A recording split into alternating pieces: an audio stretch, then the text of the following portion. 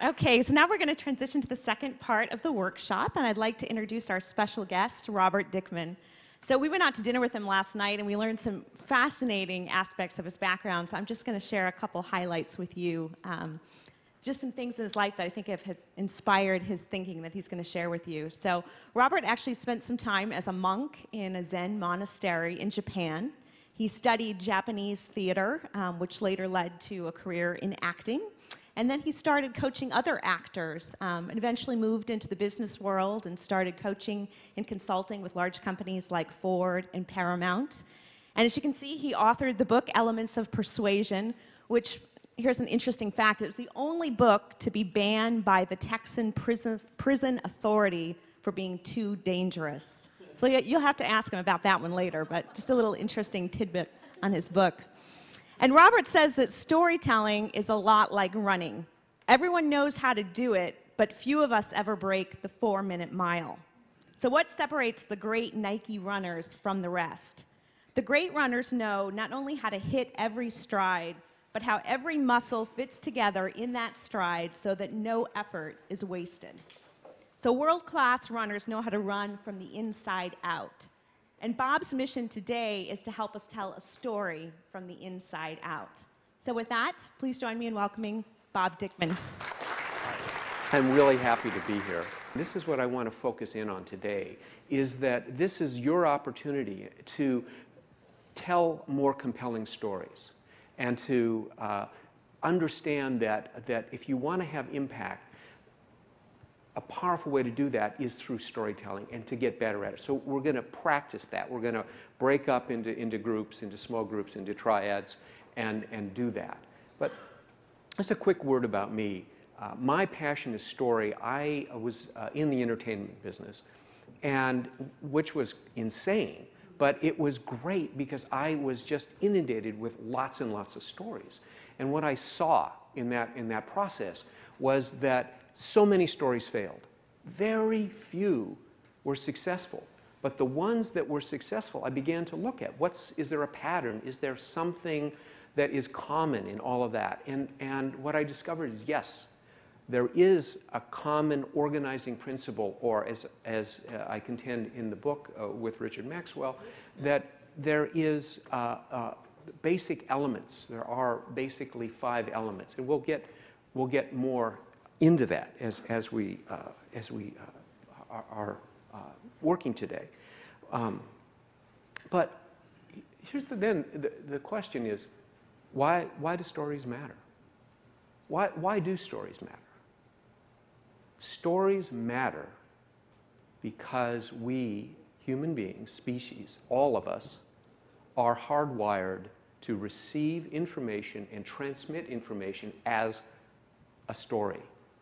And what the brain scientists say now is unbelievable. They say there is no fixed I. That in fact, that's a figment. What's going on is that we are constantly understanding who we are second by microsecond by a narrative, by telling us what's going on. That even this reality, there isn't per se that reality that's something objective outside of us. That it is through our story that we understand and we make sense of this world. So if that's the case, then if you want to influence and change yourself, you got to understand what are the stories that you're telling yourself. If you want to change other people, you want to get them enthusiastic about your new design, your new idea. If you want to get them empathic to help you solve problems rather than being indifferent or worse, you gotta tell a story about that. Now, what's a story? Why is it so powerful? A definition that I like is that a story is a fact wrapped around an emotion, right? And so it's that fact emotion together that causes us to take action. If we just have the facts, it doesn't stick. We don't remember it. We're not designed, our brain isn't designed. We don't have one brain. We don't have 2 brains. We're greedy. We have 3 brains, all connected, interconnected. And if I had more time, which I don't, we get into that. But basically, the thing is that a great story, of which we just heard some, hit all three parts of our brain. And there is that relationship, which is, you know, you're all leaders. If people don't remember what you say, they can't take action. It's that simple.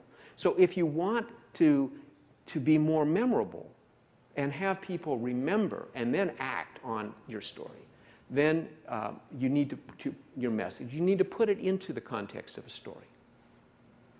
So if you think about it, who are the people that you love to hang out with? Your parents, maybe not, but your relatives, your mentors, your priests, your rabbi, your ministers, your teachers, your professors.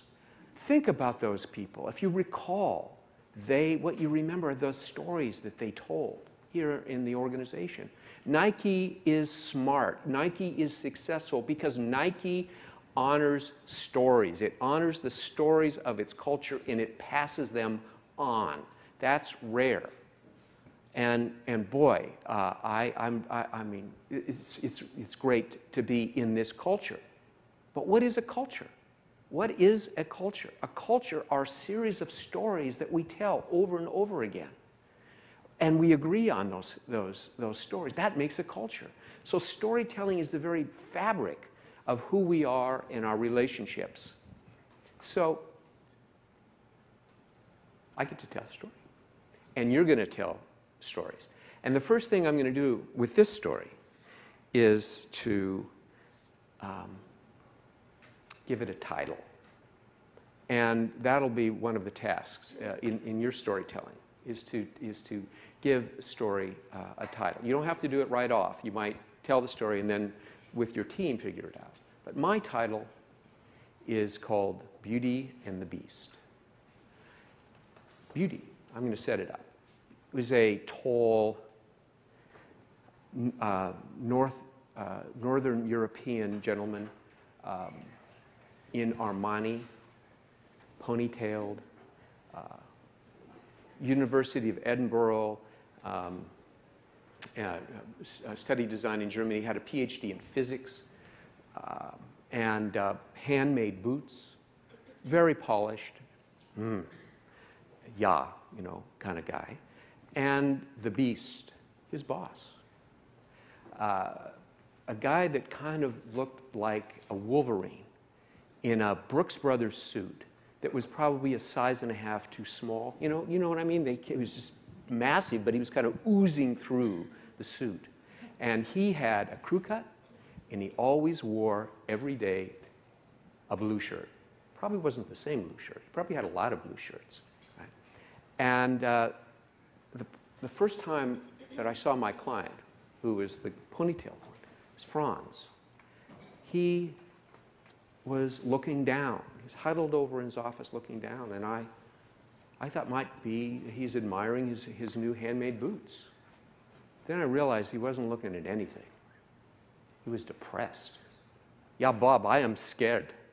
Because in 3 days, Franz had to meet his boss, a very demanding fellow, and try to get him involved with his new idea. And I was hired by this international automotive company to work with Franz. Franz was the guy that came up with this cool idea, which was that you could remotely turn a light on in a car. But because of his fear, Franz was going for information. That was what he knew, and so the more terrified he became, the more facts he was throwing up. So he had a 50-minute, 35-slide titled "The Reflective Property of Luminous Electrical Cells and Their Integration into Vehicular Design." I'm going to read you some of his more memorable slides. Spectrum analysis of luminous objects during daylight, twilight, and night, influence of ambient light in vision, and my favorite, historic roots of light as crime deterrent. I almost fell asleep. I said, come on, Franz, give me something here. Tell me a story. How did you get this idea? Yeah, Bob, it is not relevant. Oh, I cajoled, I coached, I played devil's advocate and ministering angel, and I did everything to get him to give me more. And he refused. So finally, I just said, Franz, really, this is what I see happening. Your project, if you present this way, is not going to get green-lighted. And the second thing is, you might get fired. And that stopped him. And then he went, oh, all right. I was flying all night, and from LAX to Heathrow. And when I arrived, I rented a car, and I drove in the morning to this kind of industrial part of town. And it was kind of crummy, and I parked my car, and I was in meetings until 10 that night. I came out. I was confused. I was hungry. I was a little paranoid as I started wandering around this darkened garage with one, flickering light, trying to find. He said, I couldn't remember where I parked my car. I couldn't even remember what kind of car I rented. And I started to get a feeling like, ugh, somebody's going to come up and hit me on the head. Well, I found my car, and I was driving back to my hotel. Oh my God. Wouldn't it be great if on my keychain there was a button, and when I pushed that button, my whole car would be illuminated in light? If you were the CEO, which presentation would you find more compelling? Raise your hand. I'd really like to hear. And Rachel, will you go around? Which one, the electric reflective properties of luminous light, or the story? What? Yeah. Wait for the mic, because we want to hear your wonderful. The story about how he came up with the idea, because I can relate to that. Yeah. I can't relate to the technical aspects of luminous, whatever you said. Right. What's your function here at Nike? Oh, I'm in facility space planning. Well, aren't facts important? Yes, very Okay. important. Okay, but in this case, you think the story would be more powerful? Yes. Okay. More compelling. Great. Somebody else? Yeah. As fascinating as the luminous properties are, the other story, of course, is much more compelling. Why? What works? It's a personal story. Yeah.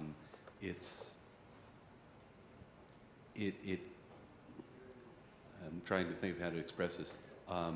It presents a problem and an epiphanous result. Yeah. It's a catchy story. Does it work? Please, somebody else. Yeah, the second story also illuminates the benefit of the project. Right. So it gives a bigger context. So there is some emotion in that story, and so the word emotion and the word motivate are from the same root, which means to move. So if you want to move someone, instead of trying to convince them with fact after fact after fact, you have to really transport them to another place. You have to get them to care about what you care about. That's the passion. You have to see the world, your worldview, your territory, through your hero's eyes, you or somebody else. You have to present a problem or a difficulty, a real challenge, and by extension, that challenge is your audience's challenge as well. And there has to be that moment of, this is a new way to overcome that challenge, a new insight, a new learning. And if you do those things well, change, transformation will be inevitable. Those are the elements that we will be working with today. And what I would like you to do now is to break into groups of 3. And one of you will tell a story. And this story, I don't know if you have already a story. You should have, but I don't know if you do. But it doesn't have to be a story developed. It's an idea. You have a new idea. You have a problem, a difficulty, or a challenge. Start with that. It can be personal, in your personal lives, or it can be in terms of a business story. It doesn't matter, either one. And then what I want you to do is think about what is it that you really care about? What is the passion? How would you approach this with passion? Franz, okay, let's go over this with the story that you just heard. Franz, what do you think Franz really cared about? Anybody? What did Franz care about? Yes, right. So he had this passion, right? And so Franz, okay, second question. Who's the hero of my story, of this story, Beauty and the Beast? Anybody? Who's the hero? Right. So we're seeing the world through Franz's eyes. Okay? That's what you wanted. Your hero, whoever that might be, you or anyone else, we want to see your worldview through the eyes, right, of the hero. What's the problem or the difficulty that Franz had to overcome? Anyone? Challenge, problem, difficulty. What? Okay, you want to, yeah, let's get the mic. All right.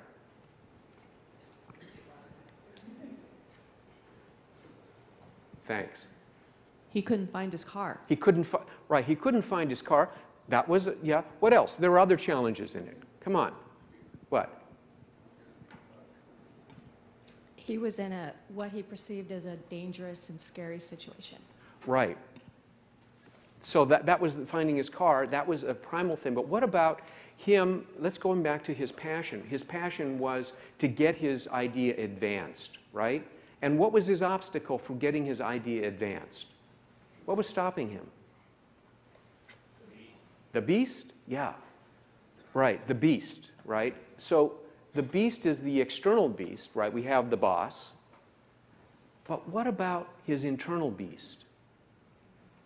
What about that? Yes? His ability to relate to the boss that he hasn't even met yet. Yes, his ability to relate, but how was he relating? And what was stopping him from relating as a human being rather than an automaton? What do you think that was? Fear. Yes. Who said that? Right. Fear. Excellent. Fear. So that was his internal beast. And he wasn't aware of that beast. So what was his awareness? What shifted? What changed for Franz? What was the moment of change? Please. Exactly, a greater fear. So one fear eats another fear. But it was like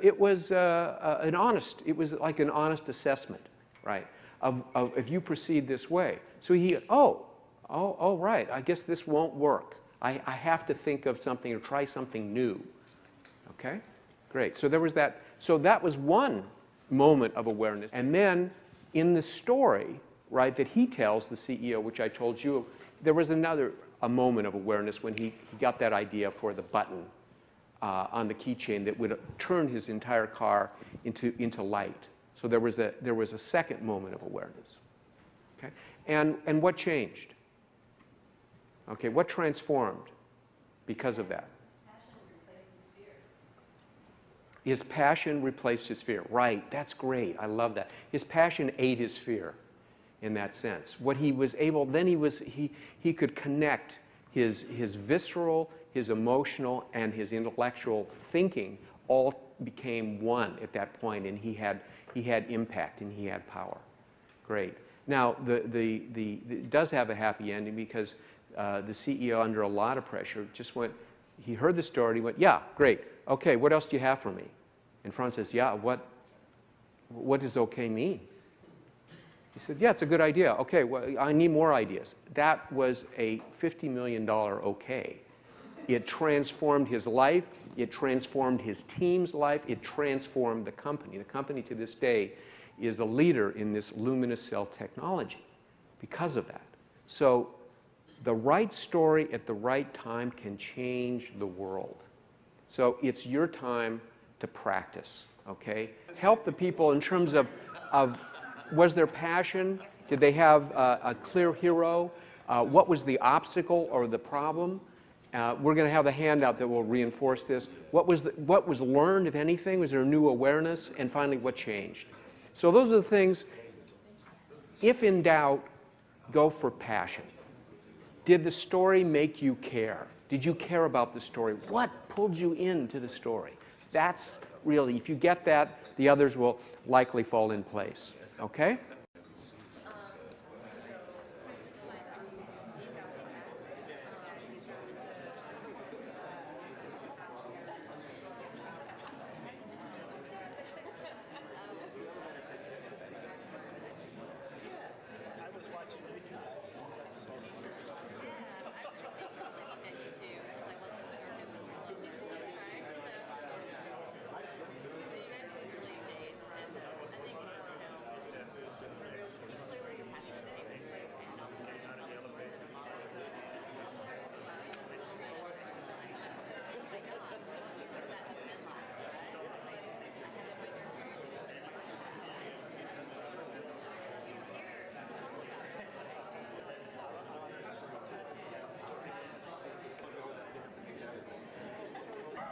Yeah, there's a gentleman that he's been wanting to talk for the last half hour and tell us his, yes.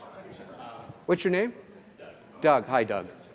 So the Will you mind standing up? Okay, I mean, it's no problem. Yeah. So the story when I was B, the story that was told to me, Yeah. the first time it was told to me, it was very factual oriented.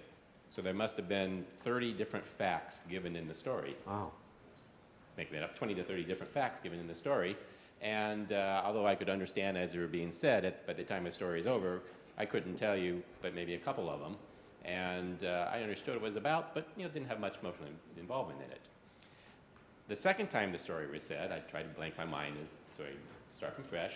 And the second time the story was said, the first 2 minutes of it was a story, a true story.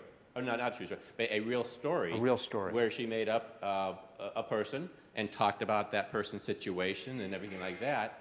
And at a certain point in time towards the end of it, after thinking about this is a fun story, I'm starting to think, well, now what's the purpose of it?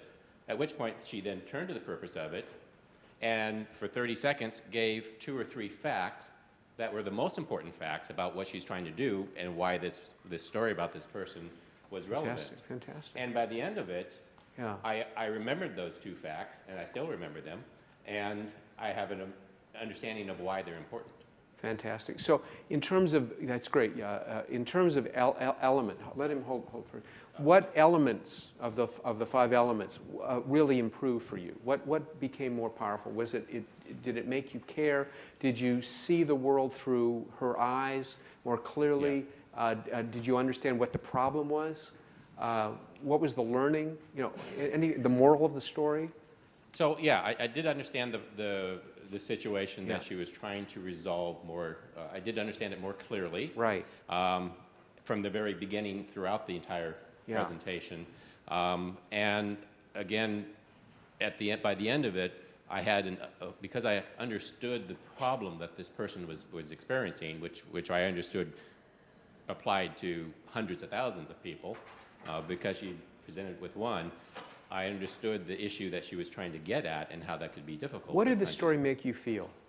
Made me feel that, yes, it is important what you're doing. It made you care. Bottom line of the story was... It pulled you in. Right.